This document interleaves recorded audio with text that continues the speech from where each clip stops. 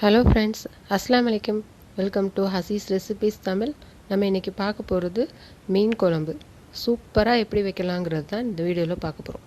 வாங்க வீடியோக்குள்ளே போகலாம். நான் 1/2 கிலோ மீன் எடுத்திருக்கேன். இதை ஃபஸ்ட்டு நம்ம உப்பு போட்டு மிக்ஸ் பண்ணி ஒரு அரை மணி நேரம் விட்டுருவோம். நம்ம குழம்பு வைக்கிறதுக்குள்ளாரி இது நல்லா உப்பு பிடிச்சி கரெக்டாக இருக்கும். குழம்புலேருந்து மீனை நம்ம சாப்பிடும்போது டேஸ்டியாக இருக்கும். இதுக்கு 100 கிராம் பூண்டு எடுத்திருக்கேன். பூண்டு ஃப்ளேவர் அதிகமாக பிடிக்காதவங்க 50 கிராம் எடுத்தால் போதும். 100 கிராம் சின்ன வெங்காயம், 2 எலுமிச்சம்பழ சைஸு நான் புளி எடுத்திருக்கேன்.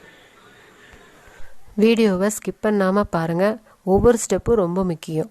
அப்போ தான் குழம்பு சூப்பராக வரும். சட்டி நல்லா சூடாயிருச்சு. இப்போ 4 டேபிள் ஸ்பூன் எண்ணெய் சேர்த்துக்கிடலாம்.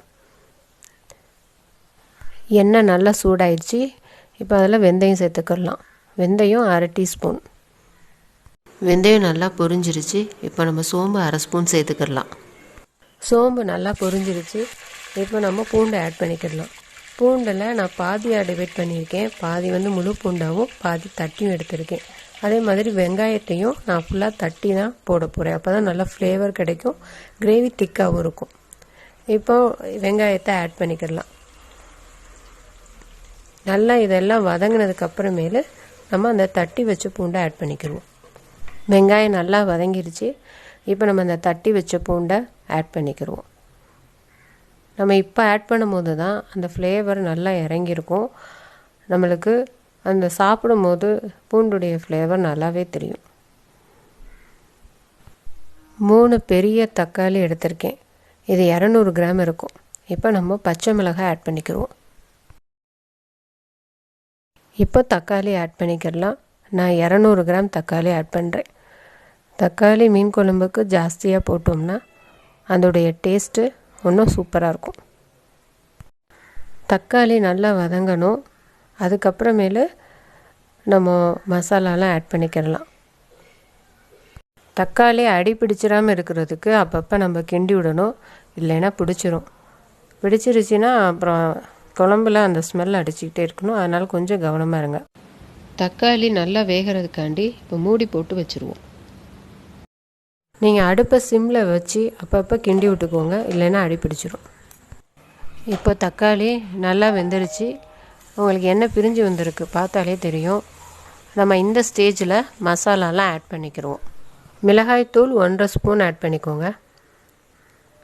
இது வெறும் தனி மிளகாய்த்தூள் தான். Kashmiri chilli powder 1 spoon add பண்ணிக்கோங்க. இது ஆப்ஷனல் தான். இது ஜஸ்ட்டு நான் வீடியோக்காண்டி மட்டும்தான் ஆட் பண்ணியிருக்கேன். உங்களுக்கு வேணான்னா இதை ஸ்கிப் பண்ணிவிட்டு தனி மிளகாய்த்தூள் 2 ஸ்பூன் ஆட் பண்ணிக்கோங்க.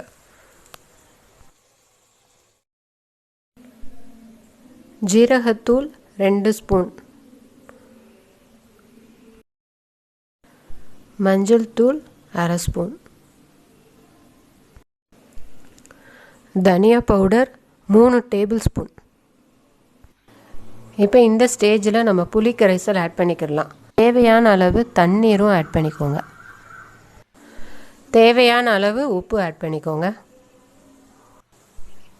இப்போ நம்ம மூடி போட்டு அது நல்லா கொதி வர்ற வரைக்கும் விட்டுருவோம். இப்போ நல்லா கொதி வந்துடுச்சு. அந்த எண்ணெயெல்லாம் நல்லா பிரிஞ்சு வந்திருக்கு. இந்த ஸ்டேஜில் நம்ம தேங்காய் அரைச்சி வச்ச தேங்காய் சேர்த்துக்கிடலாம். நான் இதுக்கு 1 சில் அளவு தேங்காய் அரைச்சி சேர்த்துருக்கேன். இந்த ஸ்டேஜில் உப்பு புளிப்பு செக் பண்ணி பார்த்துட்டு பத்தலைன்னா ஆட் பண்ணிக்கோங்க. தேங்காய் ஊற்றி ஒரு 5 நிமிஷம் நம்ம திரும்ப கொதிக்க விடணும். அந்த எண்ணெயெல்லாம் திரும்ப பிரிஞ்சு வர்ற வரைக்கும். அதுக்கப்புறமே நம்ம மீன் ஆட் பண்ணிக்கிடலாம். மீன் ஆட் பண்ணுறதுக்கு முன்னாடி நம்ம உப்பு போட்டதுனால இதை நல்லா வாஷ் பண்ணிவிட்டு தான் ஆட் பண்ணணும். நான் வாஷ் பண்ணிவிட்டு இப்போ நான் ஆட் பண்ணுறேன். மீன் போட்டு ரொம்ப மிக்ஸ் பண்ணக்கூடாது. நான் பண்ணுற மாதிரி பண்ணால் போதும், இல்லைன்னா மீன் உடஞ்சிரும். மீன் போட்டு லேசாக கொதி வர்ற வரைக்கும் விட்டுருங்க.